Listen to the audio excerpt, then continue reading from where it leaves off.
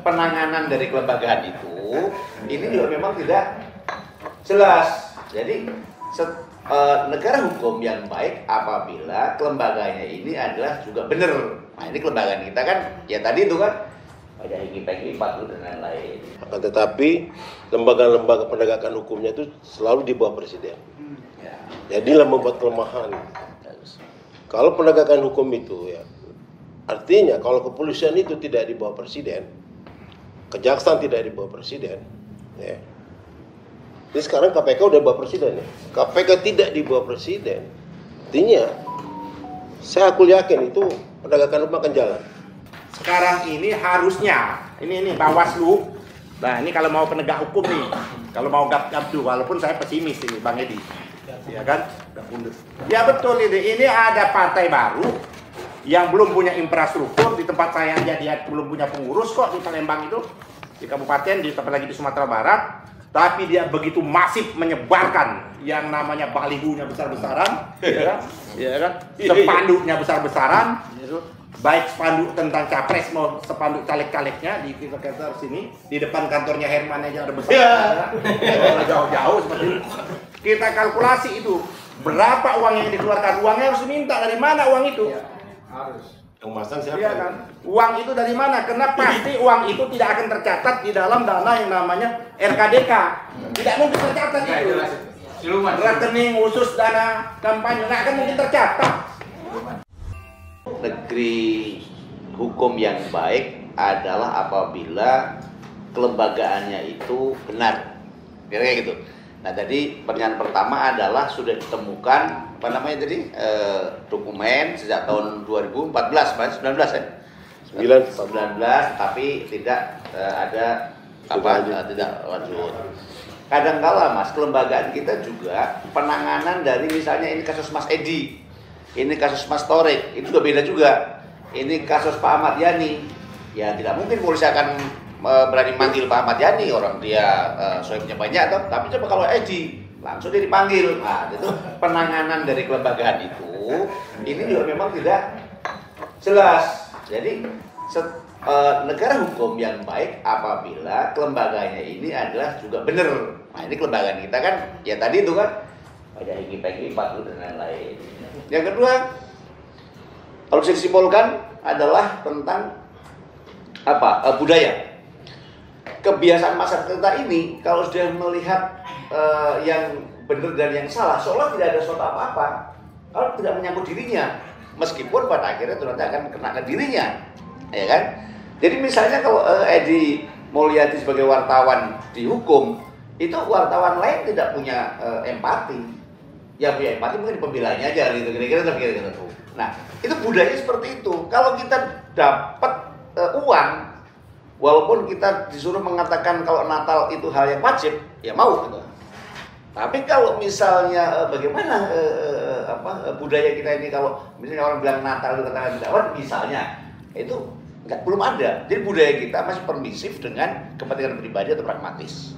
Dan yang lain-lain, saya kira Pak Yan yang Pak Herman yang akan mengungkapi ya, ini hanya cuma kepentingan bagi kita aja. Makasih. Silakan Pak Herman dan Pak Ahmad Yani. Assalamualaikum warahmatullahi wabarakatuh. Masalah pertanyaan pertama tadi, ini memang masalah sistem ketatanegaraan kita. Artinya sistem ketatanegaraan kita itu walaupun ada kekuasaan eksekutif, yudikatif dan legislatif itu terpisah secara mutlak semenjak amandemen 45, ya. Akan tetapi lembaga-lembaga penegakan hukumnya itu selalu di bawah presiden. Jadilah membuat kelemahan. Kalau penegakan hukum itu ya artinya kalau kepolisian itu tidak di bawah presiden, kejaksaan tidak di bawah presiden, ya. Jadi sekarang KPK udah di bawah presiden ya. KPK tidak di bawah presiden, artinya aku yakin itu penegakan hukum akan jalan. Ya. Kalau sepanjang undang-undang kita masih mengatur tentang itu, ya, itu aku yakin saya tidak akan jalan. Mungkin ya kekuatan masyarakat yang bisa bermain. Saran Pak Edi tadi. Kenapa?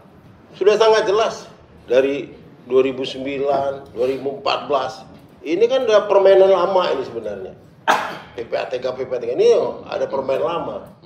Jangan-jangan berita ini sengaja dihembuskan supaya ada yang mau bicara, ada komentar beda rame. Padahal ada peristiwa penting lagi yang korupsinya triliun-triliunnya didiam-diamin gitu loh. Saya dengar tuh masalah Freeport sekarang udah terjadi transaksi, udah perpanjangan sampai 2060 ya. 2064 nah itu. Memang itu gratisan perpanjangan sampai 2064 itu. Kenapa perpanjangan pas layanan pemilu? Artinya kan ini tanda tanya kita. Artinya jadi peristiwa-peristiwa ini bisa aja gitu loh. Kalau saya lihat ini. Kedua, kita juga jangan terlalu kena jebakan-jebakan. Makanya hati-hati juga. Ini penguasa nggak main-main ini. Ya. Ada jebakan Batman di sini kan supaya orang mau bicara, membuat tuduhan-tuduhan, bisa jadi gitu loh. Ya kan? Sementara PPATK tidak mengeluarkan bukti yang konkret. Ya. Tidak ada bukti konkret. Saya mau melihat PPATK belum mengeluarkan bukti konkret masalah ini. Kalau PPATK melihat bukti konkret, oke. Sebatas informasi begitu. Kalau sekedar berita-berita ya. Cucu selamat datang Pak Cucu. Jadi artinya kita perlu hati-hati. Ya, saya juga sebagai tim hukum dari Amin juga sangat hati-hati. Maka jangan mau terbawa arus dalam permainan politik ini gitu. Itu yang ya Pak ya. Artinya masalah penegakan hukum itu kalau bisa berjalan semua lembaga kepolisian, kejaksaan itu independen. Kalau saya usulan saya antara kepolisian dan kejaksaan harus di bawah yudikatif. Tidak di bawah eksekutif. Kalau masih di bawah eksekutif, ya, penyidik kepolisian dan kejaksaan ini masih bisa dicabik-cabik sama seorang penguasa, sama seorang presiden. Tuh, itu jawaban saya, Pak. Nah, masalah Bang Edi. Artinya gini. Dan ini sudah terbukti, Bang Edi. People power itu sudah terbukti, ya. Banyak di mana-mana. Marcos jatuh dengan people power, ya. Termasuk Pak Harto. People power. Artinya ini nggak main-main gitu. Kalau penegakan hukum tidak jalan, artinya gerakan masyarakat emang harus. Gerakan moral masyarakat yang harus bermain gitu. Jadi saya hampir sependapat lah dengan Bang Edi bahwa memang penegakan hukum ini nggak main-main. Harus ada gerakan radikal memang. Pasal orang transaksi, saya maaf aja berita-berita zaman Pak Harto nggak ada tuh korupsi sampai triliun-triliunan. 10 M aja orang ditangkap langsung. Ini sekarang transaksi korupsi luar biasa, triliunan semua. Bahkan ribuan triliun. Bukan ini lagi. Kalau dulu zaman Pak Harto, aduh ya cece banget. Duit semua lembaga-lembaga keuangan negara. Pas pengen banget bilang tadi ya. Dirampok, asuransi dirampok, asuransi TNI, ya. Asuransi Asabri aja dirampok. Ini negeri ini gila yang main-main. Dibobolkan semua. Dan orang-orang yang dikriminalkan hanya orang pinggiran-pinggiran. Jadi karena mereka dekat itu. Tapi otak perampoknya nggak pernah ditangkap. Itu ya. Kejahatan perampokan uang menyerang pemilu itu bukan baru sekarang. Kita ingat menjelang pemilu 2009 kasus besar muncul. Itu disebut Bank Senturi. Kasus Bank Senturi itu kita anggap besar dulu, karena angkanya 6,7 triliun dulu. Ya. Kita jadi anggota DPR, waktu itu kita buat inisiator kita buat yang namanya Pansus Bank Senturi. Tahu tuh aliran dana itu kita lacak. Oh ternyata pemainnya A, B, C, D, E. Gitu. Pemainnya ada di Bank Indonesia, pemainnya ada Kementerian Keuangan, ada capres tertentu yang mendapatkan keuangan itu. Berat FNN ada tempat itu. Jadi hal yang 2004 juga terjadi juga. Ya kan? 2014, 2019. Sekarang menjelang 2024 apa nggak ada kasus-kasus besar? Banyak kasus-kasus besar. Cuman kasus-kasus besar ini tidak jalan seperti itu. Jadi menurut saya sekarang ini proses yang lebih berbahaya itu, yang real, yang itu sesungguhnya bukan temuan PPATK itu. Karena temuan PPATK itu kita bisa bayangkan apa yang disebut oleh Bang Edi tadi temuan. Tapi di balik temuan yang tidak sesungguhnya yang disebut clandestine atau di bawah permukaan itu jauh lebih besar. Jauh lebih besar itu. Angkanya jauh lebih besar. Nanti dia berbanding gitu, lihat aja. Kalau mau jadi anggota DPR di Kalimantan Selatan contohnya, itu berapa miliar per orang? Harus keluar uang dari mana seperti itu? Itu satu. Jadi itu memang ini akibat dari demokrasi kita, demokrasi yang berbiaya mahal dan kriminal. Ini pokok persoalan. Yang kedua, saya kira itu kan kita masih agak panjang mendorong. Sekarang ini harusnya, ini Bawaslu. Nah ini kalau mau penegak hukum nih, kalau mau gapdu, walaupun saya pesimis ini Bang Edi, ya kan? Ya betul ini ada partai baru yang belum punya infrastruktur di tempat saya aja dia belum punya pengurus kok di Palembang itu, di kabupaten, di tempat lagi di Sumatera Barat, tapi dia begitu masif menyebarkan yang namanya balihonya besar-besaran, ya kan? Spanduknya besar-besaran. Baik spanduk tentang capres mau spanduk caleg-calegnya di kantor sini, di depan kantornya Herman aja ada besar, jauh-jauh seperti itu. Kita kalkulasi itu berapa uang yang dikeluarkan, uangnya harus diminta dari mana uang itu? Ya, harus. Yang masang siapa? Iya kan? Uang itu dari mana? Karena pasti uang itu tidak akan tercatat di dalam dana yang namanya RKDK. Tidak mungkin tercatat itu. Rekening khusus dana kampanye nggak akan mungkin tercatat. Itu satu orang cari aja, satu orang calegnya berapa banyak itu, duit dari mana itu? Saya tahu ada calegnya nggak. Itu kan dikoordinasi. Beda kayak pasangannya Anies. Ya, apa karung di tiket, gitu nggak ada kan seperti itu. Itu memang belacu. Itu kan partisipasi. Kalau ini kan seragam, bentuknya dimobilisasi, dibuat di pabrik, dipasang. Kita belum bangun tidur, kita tidur, besok bangun tidur kita udah terpancang tuh baliho-baliho yang besar-besar itu. Tidak hanya satu tempat, seluruh Indonesia. Nah itu Gapkamdu kemana tuh? PPATK kemana itu? Seperti itu. Kok itu dibiarkan seperti itu? Partai yang sudah mengurat nakar tadi disebut tadi kalah masifnya seperti itu. Padahal dia sudah punya sumber resources, dia punya anggota DPRD, punya pimpinan DPRD, punya pimpinan kepala daerah. Ini anggota DPRD aja hanya sekecil kok, nah. Ya kan di DKI, di daerah-daerah dia hanya punya di DKI, di daerah-daerah lain belum punya, mungkin ada daerah tertentu belum punya kepala daerah, tapi dananya bukan dana atribut, APK-nya luar biasa seperti itu. Jujuk teman kita, ya kan? Dia caleg, nyari spanduknya pun susah kita.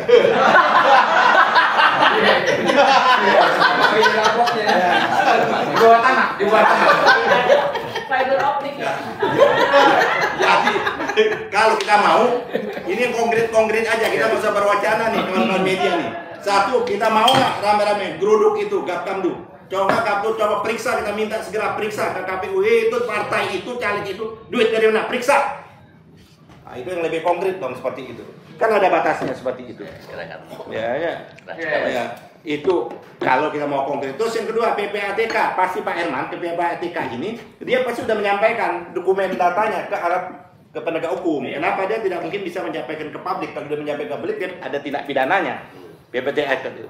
Cuman kita datang juga ke penegak hukum, ke KPK. Ini laporannya PPATK betul nggak? PPATK sudah melapor. Jangan-jangan nanti PPATK buat hoax juga, ternyata dia ngomong di media, sesungguhnya dia belum melapor. Nah, untuk kita cross check, apa betul PPATK sudah melaporkan temuan-temuan transaksi yang mencurigakan itu kepada institusi-institusi penegak hukum?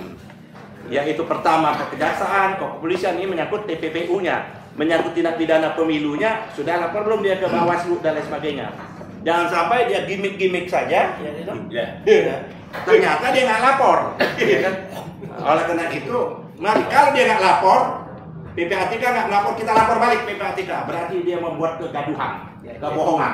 Jangan Bang Edi aja yang dihukum gara-gara membuat kegaduhan dan kebohongan. Jadi menurut saya, udahlah, ini pertanyaan biasa siklus itu.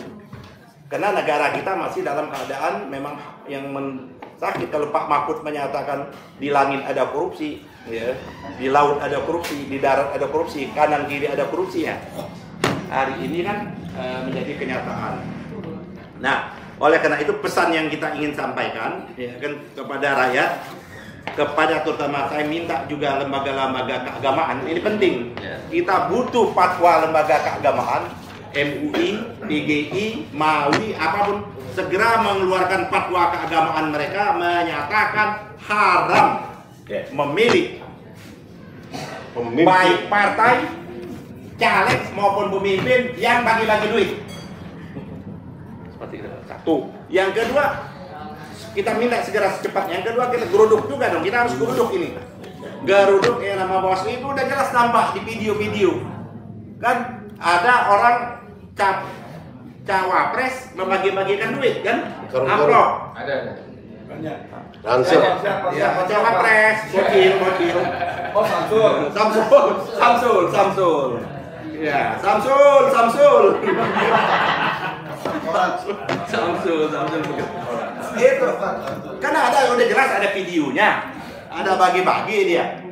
Terus ada juga tim sukses yang bagi-bagi duit. Iya kan, yang ditolak oleh di Jawa Timur itu kan? Iya. Nah, Ulama. ada seperti itu. Itu miliaran tuh, miliaran. Ada juga, saya nggak tahu betul atau tidak.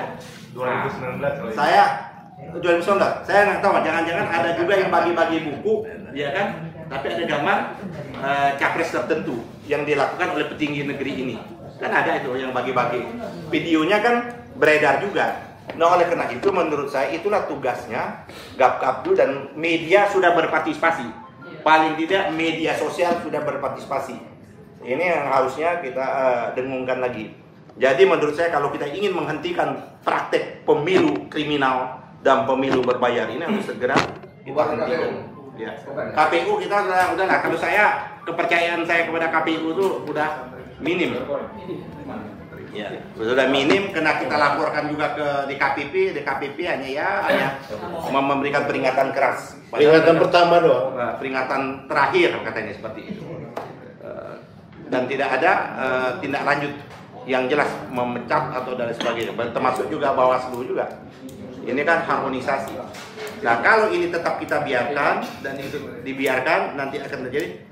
Saya kira rakyat bisa mengambil jalannya sendiri untuk menentukan pilihannya sendiri.